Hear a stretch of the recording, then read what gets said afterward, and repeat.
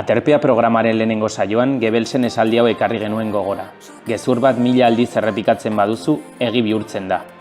Hortik abiatuta, zenbat zurrumurru behar dira gezur bat egi bihurtzeko planteatu genuen. Noski, galdera horrek ez dauka erantzun zehatzik. Baina buloen edapenaren estrategiak, ordea, datuetan oinarritutako ondorioak badituela erakutsi du plazaratu berri den naziometroak. Izan ere, herritarren 76ak dio jarrera erreakzionarioak ugaritu egin direla euskal gizartean.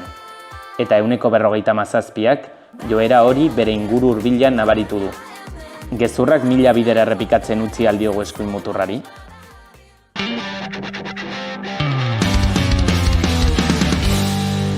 Kaixo, ongietorriak Aterpea saiora, gaurkoan naziometroaz mintzatuko gara eta haren atzetik dauden datuez, eta horretarako bi gonbidatu ekarri ditugu. Malen Dominguez, Telesforo Monzonetik zatoz, Telesforo Monzonek egiten du naziometroa urtero, eta Naia Remon, Euskal Herriko gazte feministak taldetik ongietorriak. Hasteko, zuek nabaritu dituzue horrelako jarrera erreakzionarioak zuen inguruan edo gizartean? Bai. Esango nizuke ez. Inkestan ere hori esaten da ez. Zenbat eta eskala handiagora begiratu, orduan eta handiagoa da antzematen den jarrera erreakzionario hori, gure inguruan kostatzen zaigulako esatea, bai, nire kuadrillan ikusten ditut jarrera erreakzionarioak, edo nire familian, edo noski badaudela, eta datuek esaten dute badaudela. Baina hori ikusi dugu ero sozialki, hori gutxiagotik gehiagorako joera hori badagoela. Eta inkestetan errazagoa da hori onartzea, zure inguruan ikusten duzula edo? Bai, nik ustez baiet, anonimotasun horrekin jokatzen duzu eta azkenean sozialki hori publikoki adieraztea ez da erraixa, baina inkesta batean zaila izan daiteke, baina nolabait ikusi dugu aitortu dela eta aipatu dituzu datuak, herritarren 76ak, osea bi herenek, Euskal Herritarren bi herenek pentsatzen dute Euskal Herrian areagotu direla jarrera erreakzionarioak, eta gero jaisten dugunean gure zirkulo gertukora edo, 47an kokatzen da datu hori. Osea, onartzen dugu inkestan, baina gero kalean galdetuta jakin nahiko nuke jendea prest dagoen hori onartzeko. Bai. Zuk Naia, nabaritu duzu horrelako joerarik? Gu, batez ere feminismoari dagokionez eta migrazioari dagokionez, uste dut eta nire inguruan sumatu dut, oldarraldi bat dagoela diskurtso antifeminismoekin, ez soilik eskuinetik edo eskuin muturretik, baizik eta ezkerrean ere areagotzen ari dena, eta migrazioari dagokionez ere, Euskal Herrian ere pixkat bere forma propioa hartzen ari duen emigrazioaren kontrako diskurtsoa ere zabaltzen ari dela. Orduan hori, datuek, behintzat nire inguruan bai egiten dugu lapur bat irakurketa hori. Datu horiek, Telesforo Monzon eta Euskal Herriko Unibertsitateak egiten duen naziometrotik ez, hainbat ardatz dituzte aztergai ez, eta horietako bat espektro ideologikoa da ez. Haien burua ezker muturrean kokatzen dutenetatik ez, eskuin muturreraino. Eta hor nik uste dut badaudela oso gauza esanguratsuak eta horietaz mintzatzea gustatuko litzaidak, ez, hasteko. Aipatu beharra dago zentzu honetan, badagola arrakala bat argi eta garbi, ez, ezkerra eta eskuinaren artean, eta imaginat dezakegun joerarekin, ez.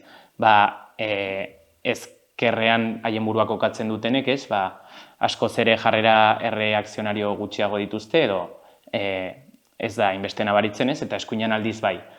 Baina, egia da hor, ezkerrean edatzen ari direla horrelako diskurtsoak, ez? Eta datu batzuk aipatzearren, ezker muturrean kokatzen dutenen artean, 15%ek migranteekiko baditu jarrera atzerakoiak edo reakzionarioak, eta ezkerrean kokatzen dutenen artean, datua 35,8%raino igotzen da. Ze interpretazio egiten da datu hauetatik. Guk azkenean ez?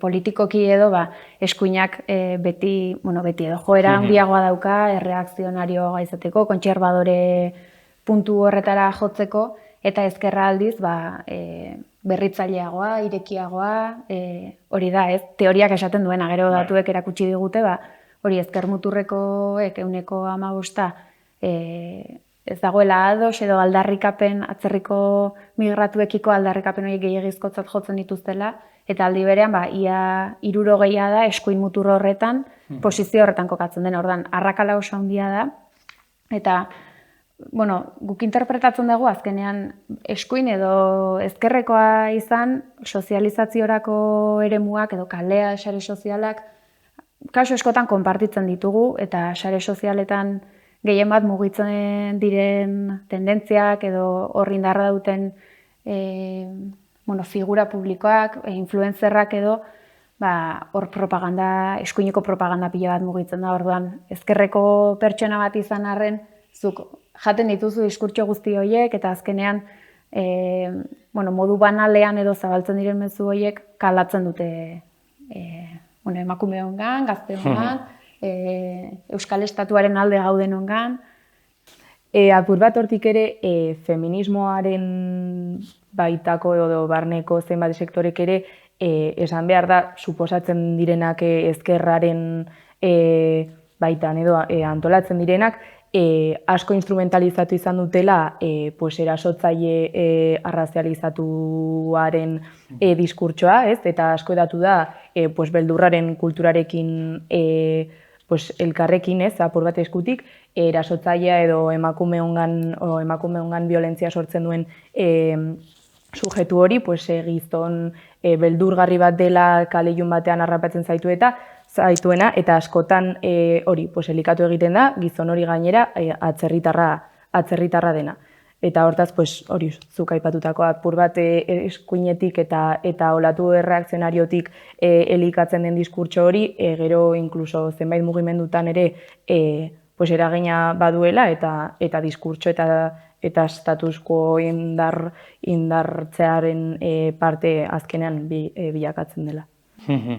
Bai, ildo horretatik, programa honetan askotan aipatu dugu nola eskuinak oso ongi erabakitzen duen ezkerrak zelako kezkak dituen, ez? Eta hortik abiatzen da, diskurtso edo beldurrean oinarritutako diskurtsoak baita ere ezkerraren barruan sartzeko, ez? Eta horretan oso trebea da eta asko trebatu da sare sozialen bitartez. Hori suposatzen dut, ez bakarrik hemen militante gisa, baizik eta, denok ikusten dugula, ez? Joera hori sare sozialetan, militante edo ikerlari gisa, ez da?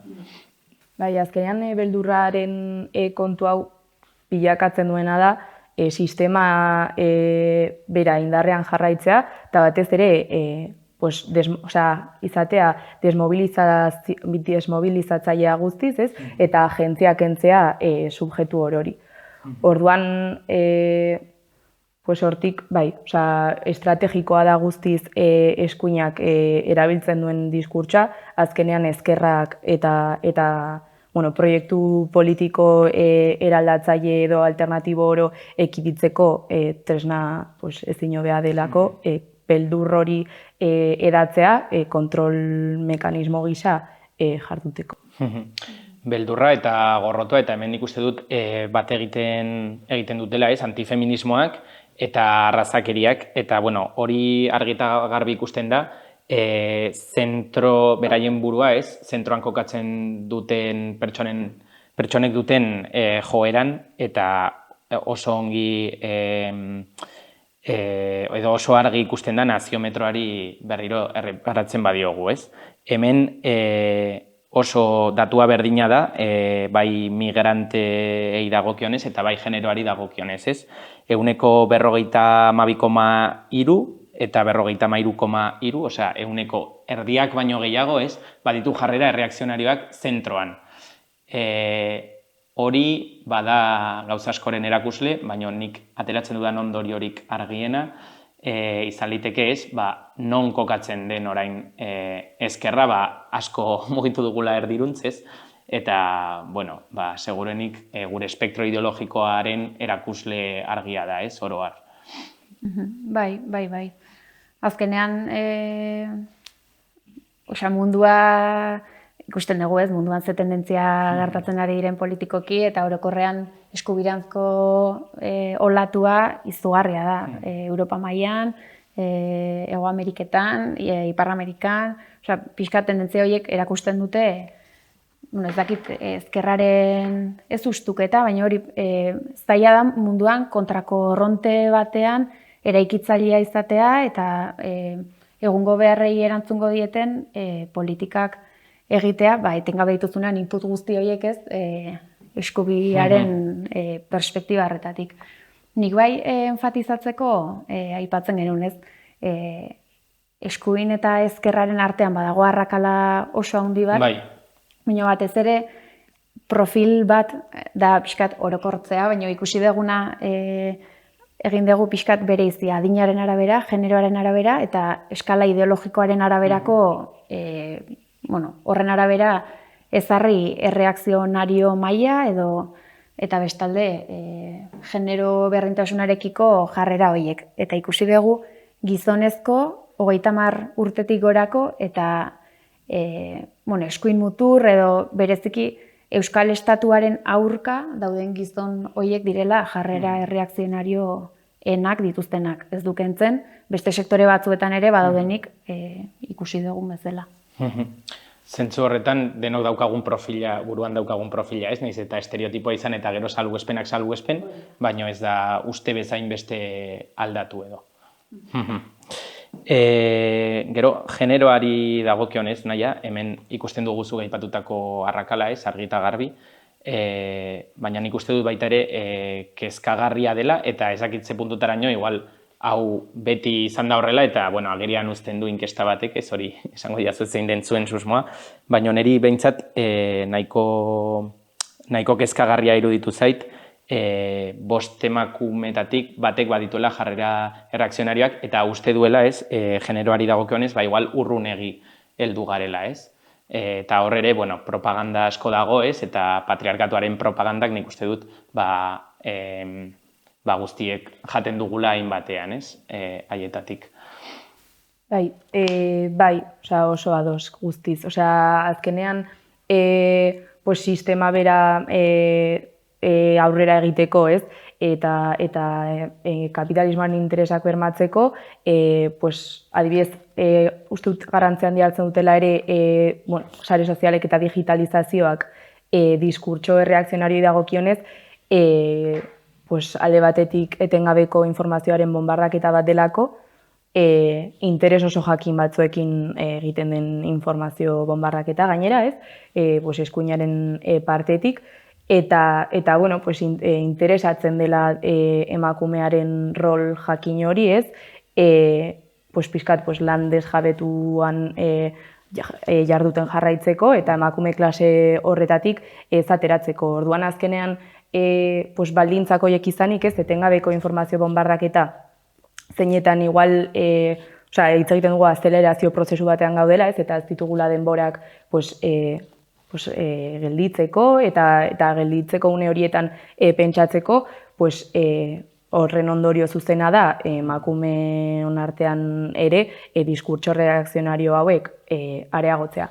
Baina uste dut ere garrantzitsua dela aipatzea diskurtso reakzionarioak ere, como gizonetan gehiago zentratuta, dela erantzun zuzen bat, ari garela privilegio batzuk zalantzan jartzen eta hegemonia bat lehiatzen, eta horren aurreko erreakzioa da olatu erreakzionarioa, ez? Zure privilegioak eta zure boterea mehatxatuta edo zalantzan ikustearen ondorioa. Bai, zentzu honetan, hemen aipatu beharra dago, ez? 3 gizonetatik batek badituela ageriko jarrera erreakzionarioak zentzu honetan, eta hori naziometroak erakutsi duela.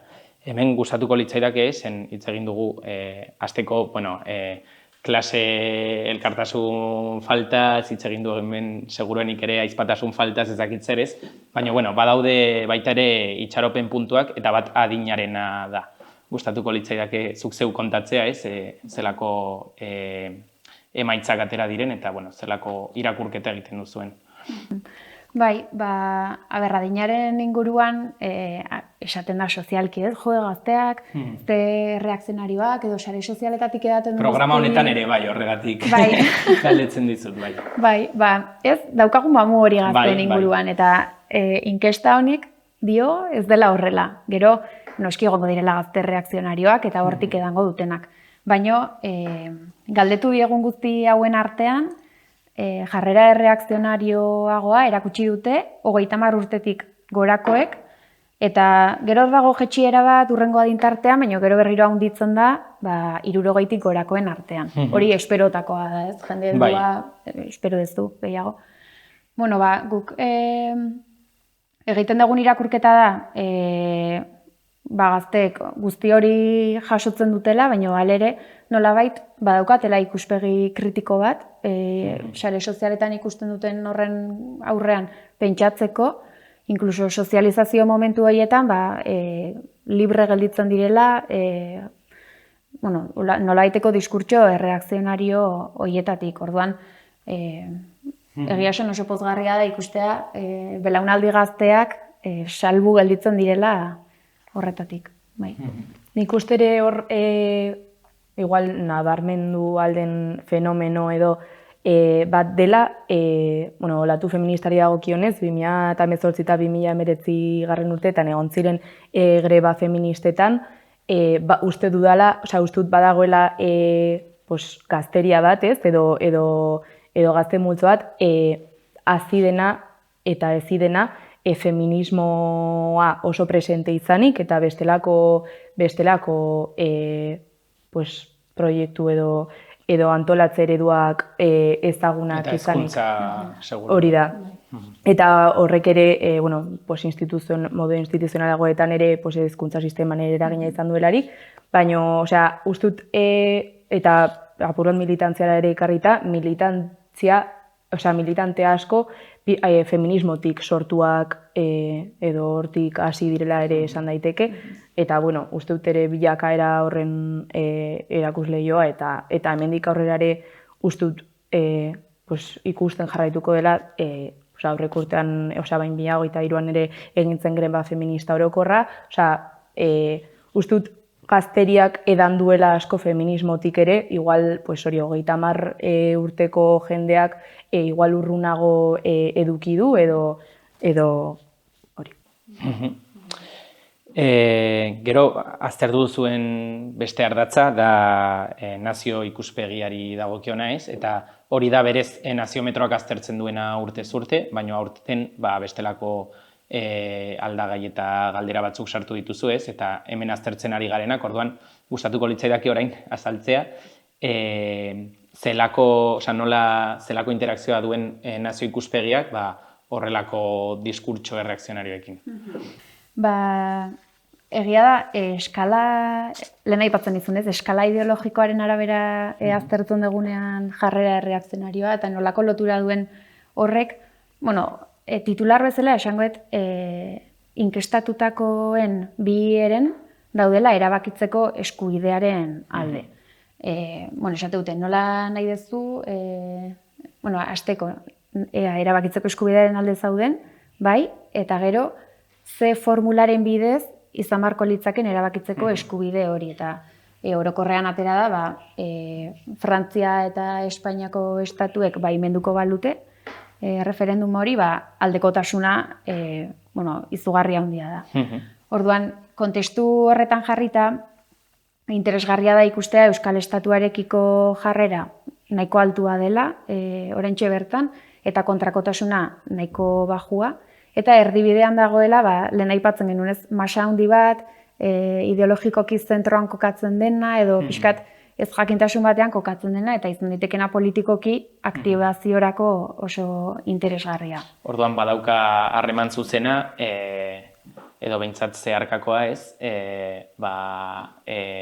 erabakitzeko eskubidearen alde dauden pertsona asko ez, badute ezkerreko joera orokorrean ez, oroar, eta eskuinekoek aldiz kontrakoa, hori esan genezake, gutxi gora bera. esan dezake bai, baina da pixka simplismora jotzea. Bai. Osea, orokorrean hori esan daiteke, eta Euskal Herriko familia abertzaleak orokorrean kokatzen dira erabakitzeko eskubidearen alde, eta esan daiteke Espainiar unionismoaren aldekoak daudela Euskal Estatuaren kontra. Hori da titular bezala, gero matiz pila bat daude eta ikertu beharko lirateke, baino bai ikusi duguna da eskala ideologikoaren arabera asko bereizten dela jarrera erreakzionario horrekiko posizioa. Eta are gehiago, genero berdintasunaren inguruan egiten diren aldarrikapenen ingurukoa ere. Bai. Hemen dena den, nik uste dut bai migranteen eskubidei dagokionez eta bai generoari dagokionez, badaudela kezkatzeko moduko datuak, ez? Inkluso independentismoaren barruan. Eta nik bai hemen, ez dakigu aurreko urteetan nolakoak izango ziren datuak, joera jakiteko ez, baina susmoa behintzat bada edatzen ari direla horrelako diskurtso erreakzionarioak, bai ezkerrean eta baita ere independentismoan. Ezakit, ikuspegi hori baino baikorragoa zarentzu nahia, edo ez zero. Ez dakitze esan egia da azken aldian asko ikusten ari dela, apur bat deituakena ez abertzaletasun ranzio bat, ez? Oso atzerakoia, oso arraza purutasun batetik... Muturreko euskal nazionalismoa. Hori da. Eta egia da, apur bat beldurgarria dela, no? Diskurtso horiek guztiak, baina bai uste dut antolakundeetatik eta gizarte mugimenduetatik egiten ari dela alegin handi bat, apur bat esiak eta arresiak eraikitzeko apur bat diskurtso horiek ekiditeko, eta inkluso lokalean auzo herri eta hirietan sortzen ari direla diskurtso horiek, baita diskurtso horiek materializatzen direlako ez, eta ikusi ditugu adibidez Donostin jipoitzen pertsona migranteak, eraikitzen ari dela eta herria bera apur bat antolatzen ari dela sare desberdinak sortuz, apur bat nahi dugun Euskal Herria ez, edo nahi dugun nazio hori ez dela inoiz antolatu ez dela inoiz antolatuko balore arrazista eta kolonial horien baitan. Orduan bai uste dudala apur bat aurrera pausoak edo nolabait kontenitzeko ahalegina eta indarra badagoela. Hemen behintzat nik uste dut albiste positiboa dela, oraindik jarraitzen dutela klandestinitatean, ez? Eta aurpegiak utzi gabe eta hor beldurra behintzat, hemen aipatu duzu hasieran beldurra, ez, nahia, saiatzen direla beldurra sartzen, eta behintzat esparru honetan, ez, ideologikoki kareta kentzea kostatzen zaie, zuk ere malen aipatu duzu, ez da, hasieran, hori inkestetan errazagoa dela horrelako jarrerak onartzea, behintzat, beldurra beraien aldean dagola esan genezake oraindik. Bai, espero ezagun horrela izaten jarraitzea, bai, eta ez dadin gertatu, Katalunian Aliantza Katalanaren bueltan sortu den mugimendu hori, eta, espero ezagun hori Euskal Herrian ez antolatzea modu horretara.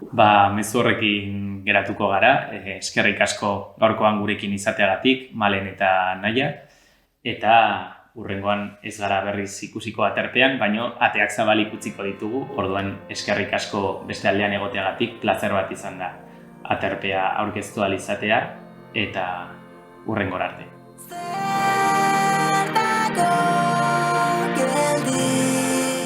Naziometroaren ikerketa Euskal Herriko 7 lurraldeetan egiten da. Horregatik, aitzaki ezin hobea izan da aterpea ixteko. Izan ere, aurreko 15 saioetan azaldu diren joera batzuk konfirmatu dizkigu. Besteak beste, matxismoa oso zabalduta dagoela. Eta klase elkartasuna hazten dugula gure ondokoak beste jatorria duenean. Aitzitik, aurreiritzi batzuk desmontatu dizkigu. Gazteak uste baino aurrerakoiagoak dira, adibidez. Eta antza, independentismoak arresi bat eraiki du eskuin muturraren aurka. Feminismoak erakutsi digu horretarako tresna, eta Naia Ramonek aipatu, autodefentsa. Babestu dezagun arresien barruko etxea, baina ateak zabalik.